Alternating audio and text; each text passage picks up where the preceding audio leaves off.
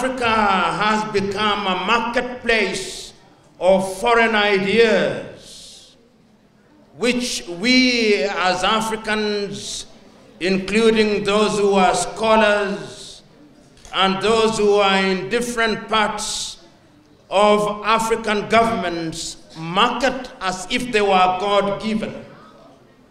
You visit African universities and they talk about the Washington Consensus, he said. We talk about the Beijing Consensus, he said. We talk about the European way, he said. We talk about the Turkish model, but we never talk about the African model or the African way. And that is the tragedy of Africa. We have lamented about it for long. We have criticized it for long. We have debated it for long. And I think the time is now that we must do something about it. We have seen recently young Africans drawn from different parts of the continent being abused and humiliated in Europe. We have seen them being abused and humiliated in the United States of America. We have seen them being abused and humiliated in the Arab world because we in the continent have not created opportunities. Many African countries cannot feed themselves. Yet we have graduates in agriculture in the tens of thousands. I hear them telling us that when we regain independence, we shall be able to make our medicines.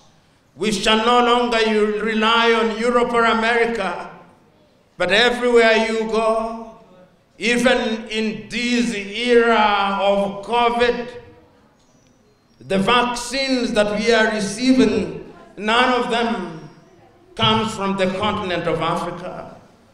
We do not know what they are, but we consume them nevertheless. When they tell us it's Johnson & Johnson, we say it is Johnson & Johnson. When they tell us it's AstraZeneca, we say it is AstraZeneca. When they tell us it is Moderna, we say it is Moderna. We do not know the difference between Moderna, AstraZeneca, and Johnson & Johnson. We simply say they are because we are told they are. Which begs the question, what kind of education have we received? We have in the last many years produced thousands of engineers. But yet when I travel across the continent of Africa, I do not see our Africans doing the great engineering works. All I see are Chinese. I see those Chinese in every other African capital, which begs the question, what kind of engineering do we teach in our universities? When I travel across the continent of Africa, even in this assembly, I see all of you with mobile phones. But I've never seen a mobile phone produced by any other African country. Either the mobile phone is produced by the Koreans, or the Chinese, or the Canadians, or the Americans, or the Finns. There is no African mobile phone. And I ask myself, when will Africa produce our own? When I last evening traveled on the roads of Hageisa, as I've done in many African countries, I see cars and traffic jams. But there is not a single African country in the last 60 years that has produced a car.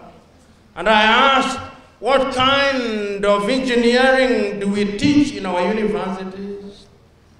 Right now, I see cameras from television and radio stations, including the microphone that I hold. None of them is made in the continent of Africa. That is the tragedy of our continent. We lament about how on a daily basis, before I stood up, I was provided with a bottle of water, and that bottle of water is Dasani, made by Coca-Cola in the United States of America. Even water, we do not consume our own. That is the tragedy of the continent in which we live. As I sit here, and I'm making it simple and basic, the gentlemen are wearing leather shoes. We have enough cows and enough hides and skins, but I dare say that 99% of the shoes that is being worn by the men and women in this assembly is from Europe and America. That is the tragedy. That is the Africa that we talk about. It is that Africa that we must change. And change we can, but we must make a resolve to make that change. Why is it, I often ask, that a few years ago, there are few of us here alive who are there when in 1945, Germany was bombed to the ground. Today, it is a world power in science and technology. What happened that they rose from the fire of extinction to the hard ground of reality and discovery? What did they do? There is not an army of angels that descended upon Germany to do the building, no. They took a solemn vow that they'll change their circumstances. Can we Africans do that? In 1953, Korea was involved in war and they destroyed each other. Today, if you walk into any television station, there is an equipment in the sector that comes from Korea in the name of Samsung. Turkey, until very recently, was a country that was not known for much except our history. Today, if you want to buy an iron box, Ramptons is from Turkey. Can we Africans do that?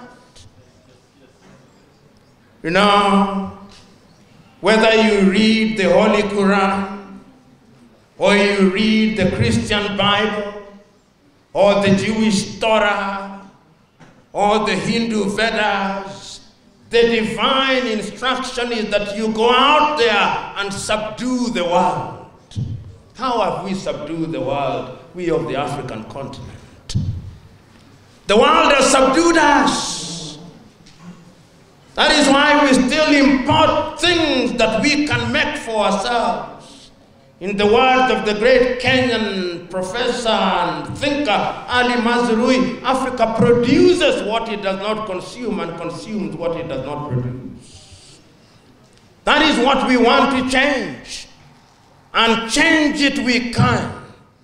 Particularly if we invest in our young men and women. You know, several years ago, I listened to the great Nelson Mandela. And he said that part of the problem of Africa is the assumption that she can grow without involving her women in growth. And he said, how can you have two hands and tie one and expect that you will function in the same way? Africa has held our women down for too long. The time is now to release the potential of our women. Africa has held our hand down because she has denied our young people the opportunity to thrive and to survive and to deliver. You know, 2 weeks ago, I had the honor and privilege of watching a documentary. It was a documentary that was made by a Kenyan journalist. And he stood in the streets of Hageisa. And there was a lot of money in the streets being sold. The money was there. And he reported that in Hageisa, when the muezzin calls for prayer, people leave their money and they still come back and find it. And I said, let them try it only in Hageisa. If they try it elsewhere in Africa, they'll never find their money.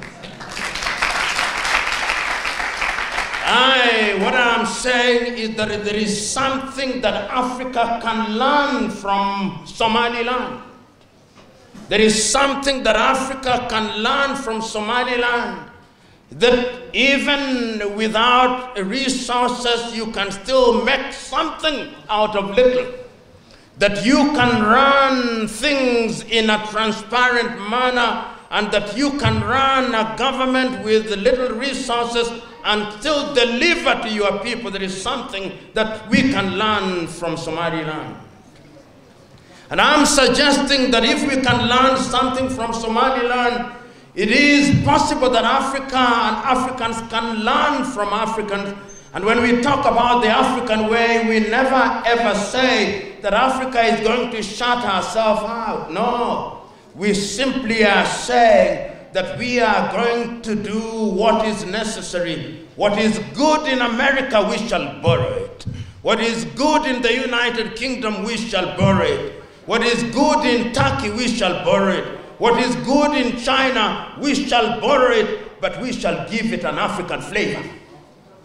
And that is what we are doing. That is what we are doing here by bringing Unity University, because we are very deliberate in our recognition that part of the problem of the African continent is our disunity.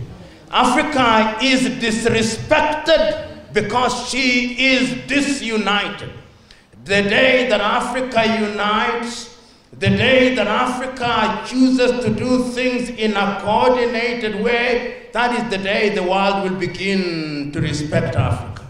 You know, many times I think about this continent, and I think about how often I think about our 1.4 billion young men and women, and I think about our 54 countries that were artificially created by the Europeans in 1884. I think about our resources. I think about the gold that is to be found in Ghana. I think about how that gold is traded in London, not in Accra. I think about the coltan that is to be found in the Democratic Republic of Congo. And I know how that coltan is traded in Beijing. I think about cocoa in La Côte d'Ivoire. And I see how that cocoa is turned into chocolate in Switzerland, which does not produce even a single bush of cocoa. I think about tea that is produced in Kenya, and I see the British without a single bush of tea claiming that they have something called the English tea. I think about the coffee that is generated in Ethiopia and in Kenya and in Uganda, and I see Dormans in the United States of America saying that they have coffee. I think about the cotton that is produced in Egypt, and I know that if we choose to add value to the things that we produce, Africa can be great. But she's not going to be great because we give great lectures, no. Africa is not going to be great because we say that she should be great. Africa is going to be great when her young sons and daughters roll up their sleeves and they do something about it. You know, the Igbo in Nigeria have a beautiful saying that if you think you can shake a big tree, the only thing you end up shaking are your buttocks. And there is wisdom in that saying. If we want to shake a big tree, we must all join our hands together And it's only in joining our hands together that we shall make Africa great again. Because there was a time when Africa was great. And if you want to be romantic about history, you can go to Egypt of old, you can go to Lalibela in Ethiopia, you can go to the Monomotapa Empire in Zimbabwe, you can go to Benin in Nigeria, but being great in the past means nothing if we are suffering now. So let us celebrate our history, but let us make our present great. And that is what brings me to the initiative that we are involved in here. The initiative whose agenda is to plant a seed of education which will, in the fullness of time, eliminate ignorance. I was talking to a friend of mine who is here in Hageisa. I'll not name him so that you may not recognize him. But he was telling me that when his factory breaks down, he has to go to Dubai to bring somebody to repair things. How I wish that we could have technical education, that we have our own plumbers, that we have our own mechanics, that we have our own people who are capable of doing the things that we are inviting others to do. The question today, therefore, is, what are you going to do about it? I'm a Christian by faith. But there is a brand of Christianity that has emerged in which I do not believe. A brand of Christianity which suggests to us that the things that require hard work will be realized through prayer only. You know, God is deliberate. God gave you wisdom to go and do certain things. So if you sit down as a prayerful person and you say, I'm going to pray that the Mansour Hotel will descend from heaven, it will never. You must take stone upon stone that you may build Mansour Hotel, and God will help you in the process. If Africans believe that they'll pray that microphones will fall from heaven, no, it will not. We've got to work at it. So this belief that I see amongst African countries now, if you go to many African countries, there are many prayer sessions. People pray overnight in the belief that theology will solve their technological problems. No. Theology is not in the business of solving your technological problem. It is universities that are going to do that. It is the governments that are going to do that by ensuring that you allocate research money to people to engage in research. So that if it is at Unity University or the University of Hageisa, those of you who are in departments of education, you must give your intellectuals money so that they engage in research, so that they can produce things that ought to be produced. I conclude by saying the time has come that we must not import this from Saudi Arabia or from Dubai. Surely, must we do this? Must we? We who are here? The time has come that we must not import perfume from France, surely. The time has come that we must do things for ourselves. The time has come, and the time is now, and it is you and me who must do it. Because sometimes, if I'm allowed a little imagination, on the day of judgment, God will ask us, what did you do while you are on earth? What will you say? While you are on earth, what will you do? What will you say you did? Say you tried to go to the United Kingdom, is that all you will say? Will you say that you tried to go to the United States of America, is that all you'll say? I want you to say something different. Say that I tried. Say that I went to school and tried to improve agriculture. I went to school and I tried to improve the roads. I went to school and I tried to improve our circumstances. I went to school and I tried. and Somaliland and Hageisa are the richer because of me. God bless you.